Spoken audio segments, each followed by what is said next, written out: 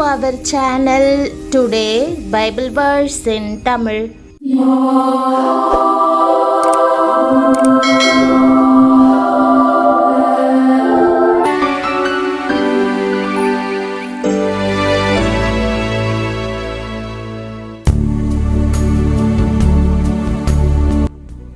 இன்றைய வசனம் சங்கீதம் 103:11. கிறிஸ்துவுக்குள் பிரியமானவர்களே, ஆண்டவராகிய இயேசு கிறிஸ்துவின் நாமத்தினாலே இந்த புதிய மாதத்தில் உங்களை வாழ்த்துவதில் பெருமகிழ்ச்சி அடைகிறேன். கடந்த 10 மாதங்களும் கர்த்தர் நம்மை ஆசீர்வதித்தார், நம்மை பாதுகாத்து ஜீவனை கொடுத்து புதிய மாதமாகிய நவம்பர் மாதத்தை காண உதவியிருக்கிறார். அதற்காக அவரை ஸ்தோத்திரிப்போம். இந்த புதிய மாதத்தில் அடியெடுத்து வைத்திருக்கிற உங்கள் வாழ்வில் தேவனுடைய ஆசீர்வாதம் அளவில்லாமல் பொழியும். இந்த மாதத்திலும் கர்த்தர் உங்களை அளவில்லாமல் ஆசீர்வதிப்பாராக. பிரியமானவர்களே, இன்றைக்கு ஒரு புதிய மாதம் தொடங்குகிறது. பூமிக்கு வானம் எவ்வளவு உயரமாக இருக்கிறதோ அவருக்கு பயப்படுகிறவர்கள் மேல் அவருடைய கிருபையும் அவ்வளவு பெரிதாயிருக்கிறது என்று இன்றைய தினம் ஆண்டவர் வாக்கு பண்ணுகிறார். ஆகவே இது ஒரு விசேஷித்த நாளாகும். நீங்கள் நினைப்பதை விட அதிகமாக தேவன் உங்களை நேசிக்கிறார் என்பதை இந்த வசனம் நினைவுறுத்துகிறது. இதை நீங்கள் இன்றைக்கு மட்டுமல்ல என்றைக்கும் மறக்கக்கூடாது என்று அவர் விரும்புகிறார். எவ்வளவு பரந்த அளவிட முடியாத அன்பு! இன்றைக்கு நீங்கள் தனியாக இருக்கலாம். இவ்வுலகில் உங்களுக்கு ஆதரவாக யாரும் இல்லாமல் இருக்கலாம். ஆனால் உங்கள் தாயும் தகப்பனும் உங்களை நேசிப்பதை காட்டிலும் தாம் உங்களை அதிகமாக நேசிப்பதாக ஆண்டவர் வாக்கு பண்ணுகிறார். இந்த உலகத்தை சிருஷ்டித்தவர் நம்மை நேசிப்பது எவ்வளவு பாக்கியம்!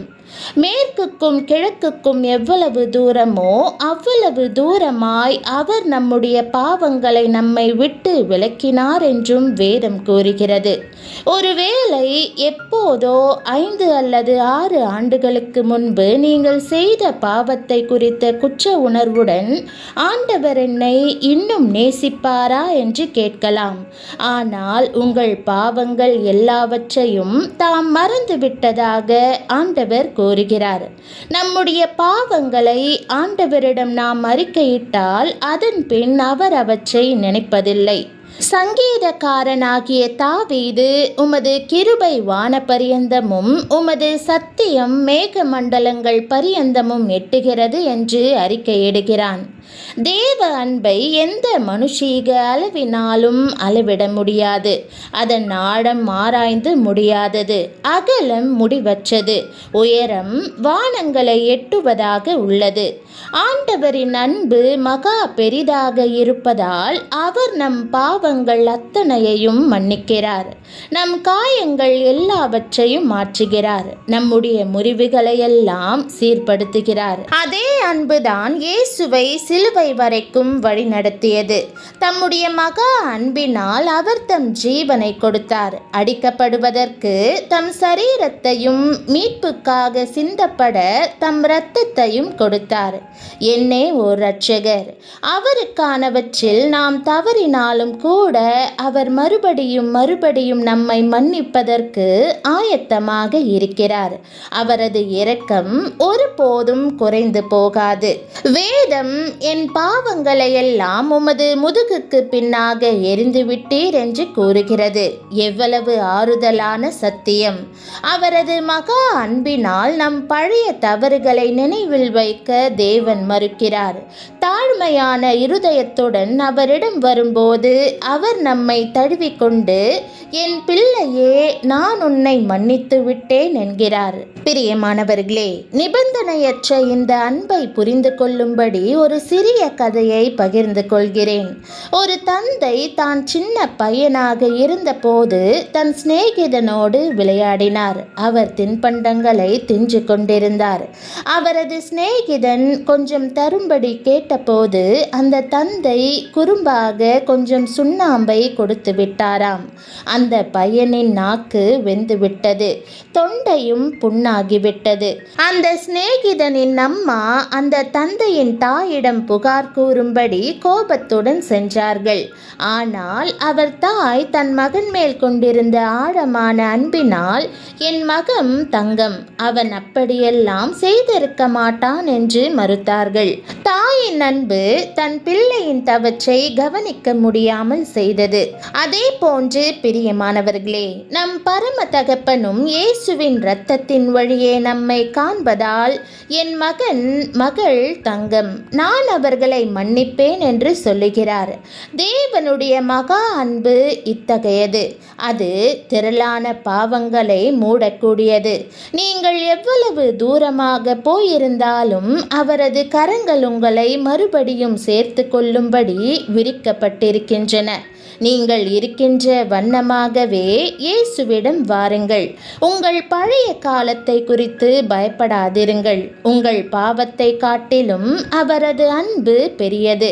உங்கள் தோல்வியை காட்டிலும் அவரது மன்னிப்பு ஆழமானது. அவரது அன்பு அதிகம் சிறந்தது. ஆகவே உலகம் நம்மை நிராகரித்தாலும் நாம் நம்பிக்கையாய் இருக்கலாம். மக்கள் உங்கள் தவறுகளை நினைவுபடுத்தி உங்களை குற்றஞ்சாட்டலாம். ஆனால் தேவன் உங்கள் பாவங்களை எல்லாம் சமுத்திரத்தின் ஆழங்களில் போட்டுவிட்டேன் என்று கூறுகிறார். அவரது அன்பு உங்கள் இருதயத்தை நிரப்பும் போது குற்றமில்லாத, வெட்கமில்லாத, தீர்ப்பில்லாத புதிய வாழ்க்கையை வாழத் தொடங்குவீர்கள். உங்கள் பழைய வழிகளில் தொடர்ந்து இருக்கும்படியாக அல்ல, அவருக்கு பிரியமான பிள்ளையாக, அவரது மகிமையில் பிரகாசிக்கும்படியாக எழும்புவதற்கு அவர் உங்களை அழைக்கிறார். பூமிக்கு வானம் எவ்வளவு உயரமாயிருக்கிறதோ அவருக்கு பயப்படுகிறவர்கள் மேல் அவருடைய கிருபையும் அவ்வளவு பெரிதாயிருக்கிறது. ஆகவே இன்றே உங்கள் இருதயத்தை இயேசுவுக்கு அர்ப்பணியுங்கள். அவர் உங்களை சுத்தமாக கழுவட்டும்.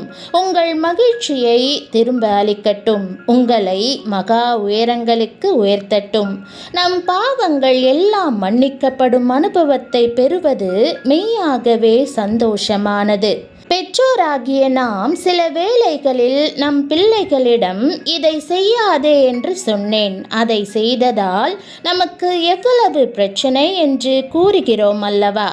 ஆனால் ஆண்டவர் அப்படியும் நம்மிடம் கூறுவதில்லை. உங்கள் பாவங்களை அவரிடம் அறிக்கை செய்த பின் அவர் அவற்றை நினைத்து பார்ப்பதில்லை. அவர் உங்களை அதிகமாய் நேசிக்கிறார். நீங்கள் ஆண்டவரிடம் அறிக்கை செய்யாத பாவம் எதுவும் இருக்கும் என்றால் இன்றைக்கு பரமபிதாவிடம் மன்னிப்பு கேட்டு ஜெபியுங்கள். உங்களை அதிகமாய் நேசிக்கும் அவர் உங்களுக்கு செவி கொடுப்பதற்காக காத்திருக்கிறார். பிரியமானவர்களே, உங்கள் பழைய வாழ்க்கைக்கு திரும்பாதிருங்கள். தேவனை நெருங்கியே நடந்திடுங்கள். அவரது அன்பு உங்களை சூழ்ந்து கொள்ளட்டும், உங்களை நிரப்பட்டும், உங்களை பூரணராக்கட்டும்.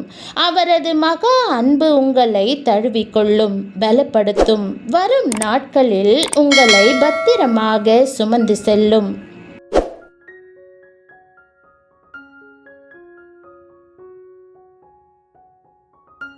ஜெபம். அன்பின் தகப்பனே, நீர் என் மேல் அன்பு கூர்வதில் உண்மையுள்ளவராய் இருக்கிறீர் என்பதை எப்போதும் எனக்கு நினைவுபடுத்துவதற்காக உமக்கு நன்றி செலுத்துகிறேன்.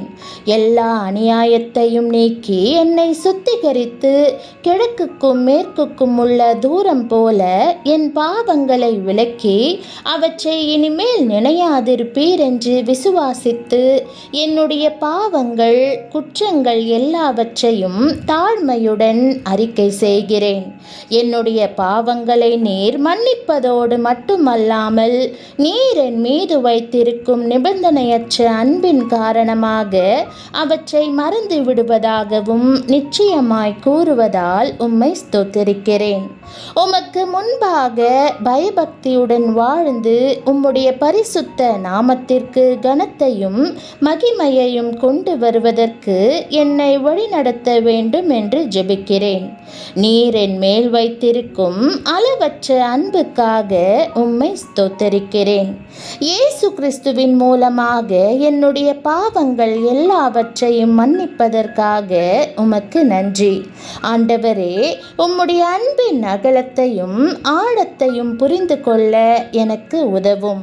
உம்முடைய விலையேற பெற்ற இரத்தத்தால் என்னை கழுவி பரிசுத்தமாக்கும். உம்முடைய தெய்வீக மனதுருக்கத்தினால் என்னை தழுவிக்கொள்வீராக. எந்த பாவமோ குற்றமோ உம்மிடமிருந்து என்னை மறுபடியும் பிரிக்காதிருக்கட்டும். ஆண்டவரே, என் உள்ளத்தை சமாதானத்தினாலும் பரிசுத்தத்தினாலும் நிரப்பும். உம்முடைய அன்பும் பாதுகாப்பும் என்னை சூழ்ந்து கொள்ள செய்யும். உம்முடைய கிருபையால் என்னை மகா உயரங்களுக்கு உயர்த்த வேண்டும் என்று ஜெபிக்கிறேன். எல்லா அக்கிரமங்களிலிருந்தும் தனிமையிலிருந்தும் என்னை நீர் விடுவிப்பதற்காக உமக்கு நன்றி செலுத்தி இயேசுவின் நாமத்தில் ஜெபிக்கிறேன் நல்ல பிதாவே, ஆமென். தேவனுடைய நாமம் மகிமைப்படுவதாக. ஆமென்.